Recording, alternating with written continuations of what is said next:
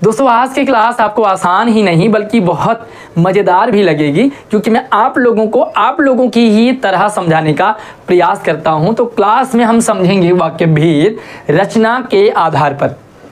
3 type से आपको प्रश्न पूछे जाते हैं और हर जगह 4 से 5 नंबर का पूछा जाता है। पहला, एक सेंटेंस दिया होगा और कहा जाता है कि इस सेंटेंस की पहचान कीजिए, ये किस टाइप का सेंटेंस है। दूसरा, एक सेंटेंस दिया होगा और आपको उसे बदलना है दूसरे टाइप में, यानी कि परिवर्तन करना है। एंड तीसरा, आपको पूछा जाता है आश्रित उपवाक्य छांटिए।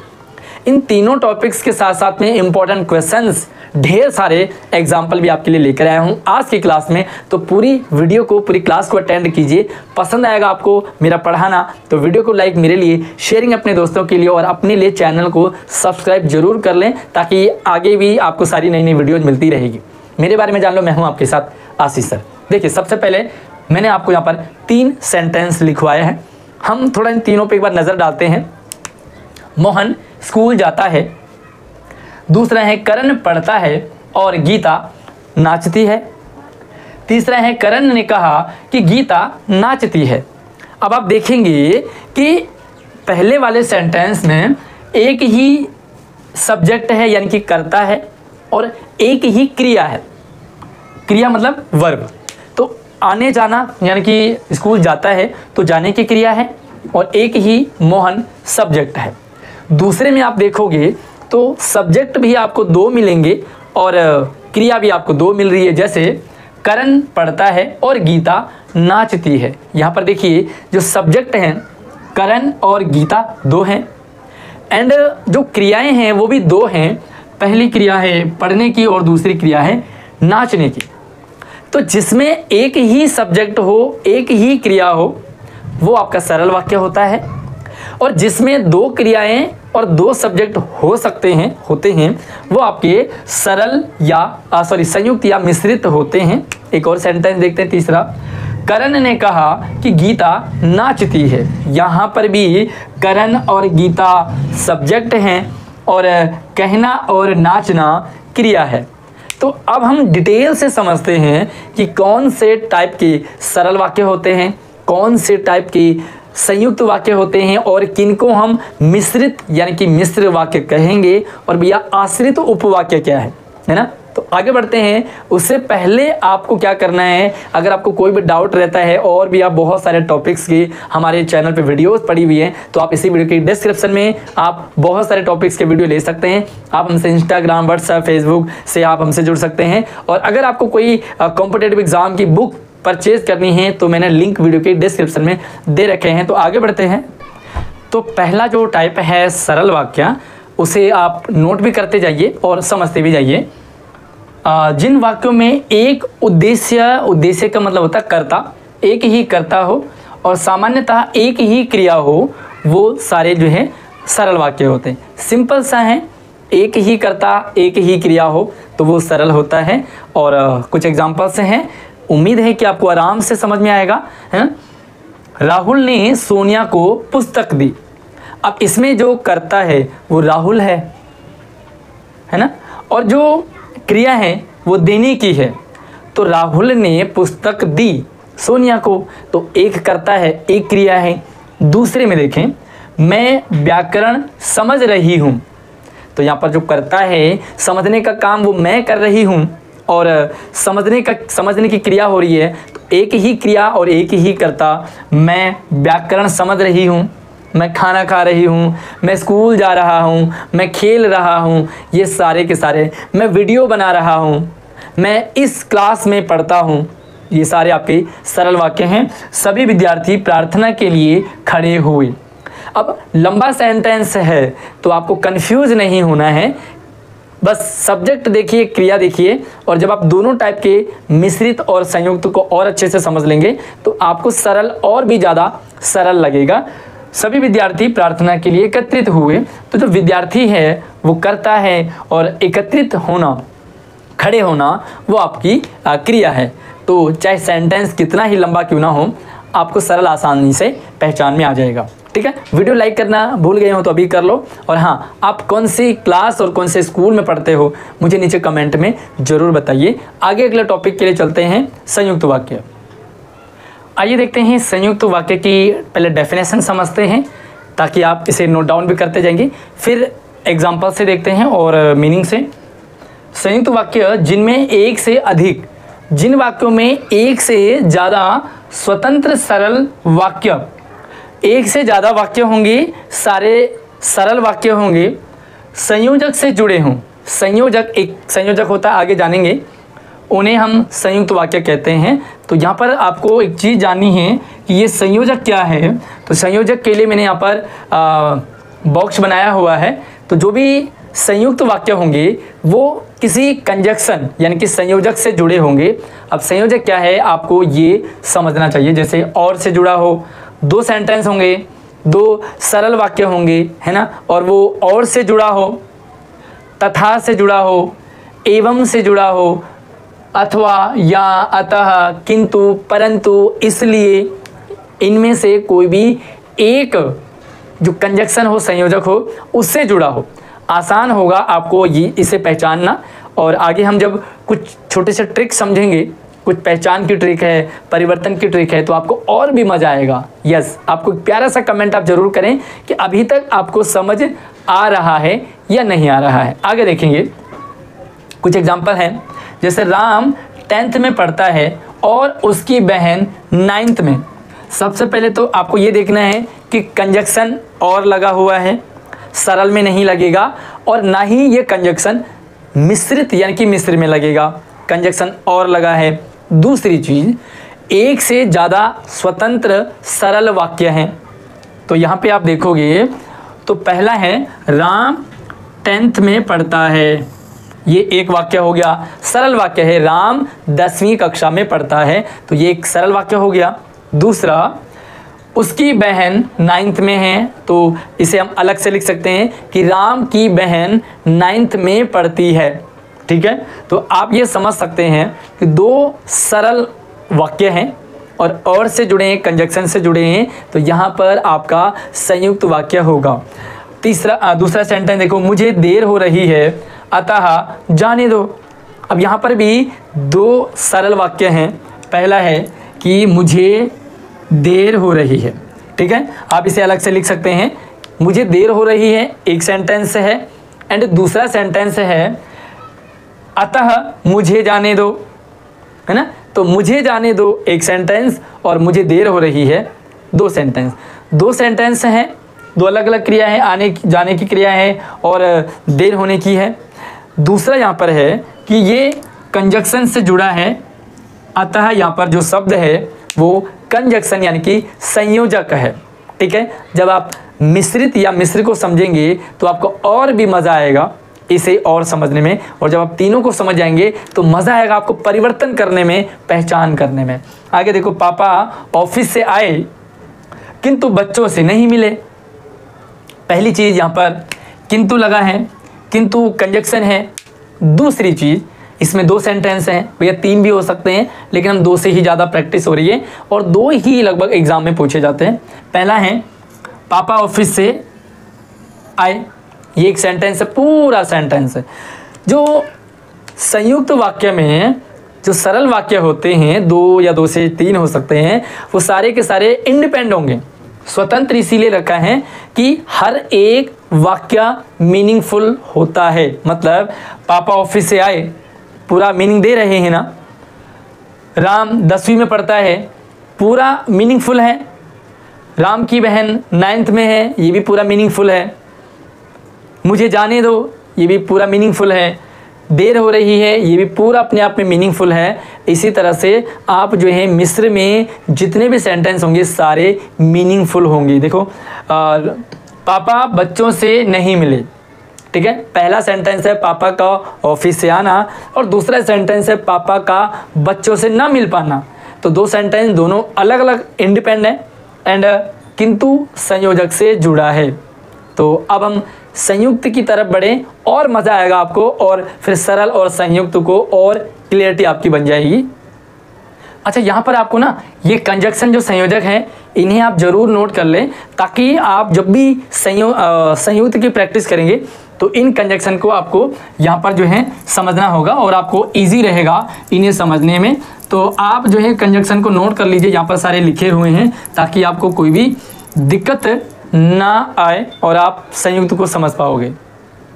आइए आगे मिश्र यानी कि मिश्रित को समझते हैं, जिसमें एक प्रधान उपवाक्य के साथ एक से अधिक आश्रित उपवाक्य जुड़े हों। जो हम बात कर रहे थे अभी आश्रित उपवाक्य, तो आप इसे ध्यान से समझें कि जहाँ पर एक प्रधान वाक्य हो, उपवाक्य हो, और अन्य बहुत सारे 1, 2 या 3 आश्रित उपवाक्य से जुड़े हों, वहाँ मिश्रित वाक्य कहलाता है। थोड़ा सा समझ लेते हैं। यहाँ पे सिंपल सी बात है कि 2 या 3 सेंटेंस होंगे, संयुक्त में भी होते हैं और मिश्रित में भी होते हैं। मिश्रित और संयुक्त को आपको समझना है। मिश्रित में 2 या 2 से ज़्यादा सेंटेंस होंगे, लेकिन एक प्रधान उपवाक्य होगा जिस पर एक या एक से अधिक जो उपवाक्य हैं, आश्रित उपवाक्य हैं, वो डिपेंड होंगे। अब डिपेंड कैसे होंगे? मान लीजिए प्रधान उपवाक्य को अगर हम थोड़ी देर के लिए होल्ड रखेंगे तो आश्रित उपवाक्य थोड़ा सा वेट करने पे हमें ये लगेगा कि कुछ मिसिंग है। आइए देखते हैं। जब मैं स्कूल पहुंचा, प्रार्थना हो चुकी थी। अब यहाँ पे आप देखोगे तो जो भी मिश्रित वाक्य होते हैं ना, जब आपने एक सेंटेंस बोला या लिखा, आपको दूसरा सेंटेंस सुनने की इच्छा होगी, एक्साइटेड आप होंगे। कैसे देखें? जब मैं स्कूल पहुंचा, मान लीजिए आपने इसे यहीं पे स्टॉप कर दिया, आपने लिखा कि जब मैं स्कूल पहुंचा। अब आप शांत हो गए, तो पूरी क्लास में चाहे आपके फ्रेंड्स हैं वो आपकी तरफ देखेंगे, भाई फिर क्या हुआ? मतलब एक सेंटेंस पूरा नहीं है जब तक उसके साथ दूसरा ना जुड़े। ठीक, जब मैं स्कूल पहुंचा तो कुछ भी हो सकता है। प्रार्थना हो चुकी थी, प्रार्थना हो रही थी, सभी खड़े थे, एग्ज़ाम पूरा हो गया था, या टीचर लेक्चर दे रहे थे, कुछ भी आप जोड़ सकते हैं। मतलब एक सेंटेंस के ऊपर बाकी सारे डिपेंड होते हैं। आगे और देखो, यह वही विद्यार्थी है। अब हम रुक जाएं, यह वही विद्यार्थी है। आगे हमने कुछ नहीं कहा तो आपको लगेगा कौन सा विद्यार्थी है भाई? क्या इसने चोरी की? क्या ये चोर है? क्या ये टॉपर है? क्या इसने कुछ उल्टा सीधा काम किया है? तो ये कौन विद्यार्थी है? जब आप इस लाइन को यूज़ करेंगे तो अगली लाइन सुनने की इच्छा होगी कि यह वही विद्यार्थी है जो प्रथम आया था। ठीक, आगे देखो, सीमा ने कहा। बस रुक जाएं हम कि सीमा ने कहा। क्या सेंटेंस पूरा हो चुका है? नहीं हुआ है। जहाँ पर सेंटेंस अधूरा सा लगे वो आपका मिश्रित यानी कि मिश्र वाक्य होता है। सीमा ने कहा कि वह कल गांव जाएगी। तो अब आप सरल, मिश्रित और संयुक्त को समझ चुके होंगे। थोड़ा सा हम संयुक्त और मिश्र में छोटा सा अंतर देखेंगे, उसके बाद हम वाक्य परिवर्तन पे डिस्कस करेंगे। तो यहाँ पर मैंने 2 सेंटेंस लिखे हैं, संयुक्त और मिश्रित में हम अंतर समझते हैं। हम गोवा गए और वहाँ 10 दिन रुके। क्या हम इस सेंटेंस को अलग अलग लिख सकते हैं? तो मैंने यहाँ पे अलग अलग लिख दिए हैं। हम गोवा गए, ये सेंटेंस अपने आप में पूर्ण अर्थ दे रहा है। दूसरा, हम गोवा 10 दिन रुके, ये भी अपने आप में पूर्ण अर्थ हमें दे रहा है। इसका मतलब जहाँ पर 2 सेंटेंस हों, दोनों अपने आप में पूरा अर्थ, मीनिंग दे रहे हों, वे दोनों, वो सेंटेंस आपका हो जाएगा संयुक्त। अब हम दूसरे में देखते हैं। सर कहते हैं कि नकल नहीं करनी चाहिए। अब इसी सेंटेंस को लेते हैं और अगर हम इस सेंटेंस को 2 हिस्से में बांटें तो क्या दोनों सेंटेंस पूरा अर्थ देंगे? आइए देखते हैं। हमने पहले को लिख दिया, सर कहते हैं नकल नहीं करनी चाहिए। अब हम यहाँ देखेंगे, हमने इन्हें भी 2 सेंटेंस में अलग अलग डिवाइड कर दिया। सर कहते हैं, अब क्या ये सेंटेंस पूरा अर्थ दे रहा है? अगर हम नीचे की बात करेंगे कि नकल नहीं करनी चाहिए, ये एक पूरा सेंटेंस है, नकल नहीं करनी चाहिए। लेकिन जो पहले वाला सेंटेंस है वो पूरा अर्थ नहीं दे रहा है। सर कहते हैं, आपको और सुनने की इच्छा हो रही है कि सर क्या कहते हैं, तो इसका मतलब एक सेंटेंस दूसरे पे डिपेंड है, और जहाँ पर एक सेंटेंस दूसरे पे डिपेंड होगा वहाँ संयुक्त वाक्य, मिश्रित वाक्य होगा। और जहाँ पर दोनों या तीनों अपने आप में स्वतंत्र होंगे, अपने अपने परफेक्ट कंप्लीट मीनिंग दे रहे होंगे, वो आपका संयुक्त वाक्य होगा। आइए कुछ वाक्य रूपांतरण देखते हैं। आइए वाक्य रूपांतरण या परिवर्तन के कुछ नियम और कुछ एग्जाम्पल समझते हैं। वाक्य परिवर्तन, एक प्रकार के वाक्य को दूसरे प्रकार में बदलना। सरल को मिश्रित में, मिश्र को संयुक्त में, संयुक्त को सरल में, सरल को मिश्रित में। इसी तरह से आपको एग्जाम में पूछा जाता है। यहाँ पे देखेंगे सरल से हमने मिश्र में कैसे बदलना है। मेहनती विद्यार्थी उन्नति करते हैं, मेहनती विद्यार्थी उन्नति करते हैं, ये सरल वाक्य है। अब अगर आपको इसे मिश्र में बदलना है तो मिश्र में बदलने के लिए आपको जो, ज्यों, जैसे, जब इनको ऐड करना है, और ऐड करते ही आपका सेंटेंस मिश्र में बदल जाएगा। जैसे जो विद्यार्थी मेहनती होते हैं, ठीक है, जो विद्यार्थी मेहनती होते हैं वे उन्नति करते हैं। अब यहाँ पर जैसे मैंने कहा जो विद्यार्थी मेहनती होते हैं, अब आप रुकेंगे तो आपका सेंटेंस कंप्लीट नहीं हुआ। अब आपको यही करना है, जब यह मिश्र में बदलेंगे तो आपको जो, ज्यों, जैसे, जब, जितना इन वर्ड को यूज़ करेंगे तो आपका सेंटेंस मिश्र में बदल जाएगा डेफिनेटली 100%। ये एक ट्रिक है। आगे देखेंगे संयुक्त से सरल में कैसे बदलेंगे। अतिथि आए और कार्यक्रम शुरू हुआ। सबसे पहले तो अतिथि आए और जुड़ा है तो आप समझ जाएंगे कि और के लगते ही हमारा संयुक्त वाक्य है। अब इसे सरल में कैसे बदलेंगे, तो सरल में बदलने के लिए ट्रिक है, ज़्यादातर आपको ही वर्ड का यूज़ करना है। ही या कर, ही या कर, ये दो शब्दों को ऐड करना है। आइए देखते हैं। अतिथि के आते ही, अतिथि के आते ही कार्यक्रम शुरू हुआ। अब यहाँ पर आपने जो संयुक्त था उसे तोड़ मरोड़ के सरल बना दिया। इसी तरह से आप सरल को मिश्र में, संयुक्त में, किसी भी तरह में आप बदल सकते हैं। एक सेंटेंस में आपको यहाँ पे लिख रहा हूँ, उन्हें आप चेक करेंगे।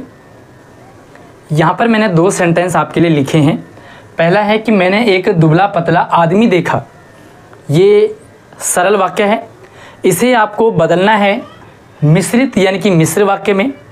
मुझे कमेंट में आप ज़रूर बताएंगे। ये वाला सेंटेंस पूरा लिखें और फिर लिखें कि इसका मिश्र वाक्य ये है। अपना नाम भी आप ज़रूर मेंशन करें। दूसरा है कि मैं गांव जाऊंगा इसलिए तुम्हारे जन्मदिन पर नहीं आ पाऊंगा।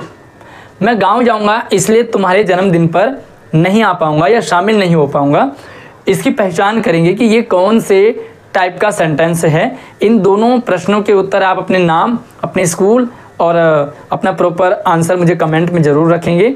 मुझे लगे कि आपको कितना ये टॉपिक समझ में आया। एक प्यारा सा कमेंट भी आप ज़रूर रखें कि आपको हमारी वीडियो कैसी लगती है। और भी बहुत सारे टॉपिक्स के हमारे चैनल पे वीडियोज़ हैं, आप उन्हें देख सकते हैं। व्हाट्सअप, इंस्टाग्राम, फेसबुक, ट्विटर सभी जगह से आप हमसे हर टाइप का डाउट शेयर कर सकते हैं। और हाँ, जो आश्रित उपवाक्य हैं, ये वीडियो बहुत लंबी हो रही है इसलिए मैंने आश्रित उपवाक्य की एक सेपरेट एंड प्रॉपर वीडियो मैं अलग से लेकर के आऊँगा। तो आपको इसी वीडियो के डिस्क्रिप्शन में आपको वो वीडियो मिल जाएगी, आप जाकर के देख सकते हैं। मिश्र वाक्य जो है, आश्रित उपवाक्य वो 3 टाइप के होते हैं। तीनों टाइप की पहचान है, छोटी छोटी पहचान है, आप उन्हें समझ सकते हैं। माफ़ी चाहता हूँ, वीडियो बहुत लंबी हो रही है इसलिए मैं उसे इस वीडियो में कवर नहीं कर पाया। अगली वीडियो मिलते हैं, तब तक आप वीडियो को लाइक नहीं किया तो जरूर कर लें और अपने दोस्तों को भी शेयर कीजिए। चैनल पर पहली बार आए हो तो नीचे लाल बटन दबाकर सब्सक्राइब कर लें एंड घंटा भी जरूर दबा देना। जय हिंद।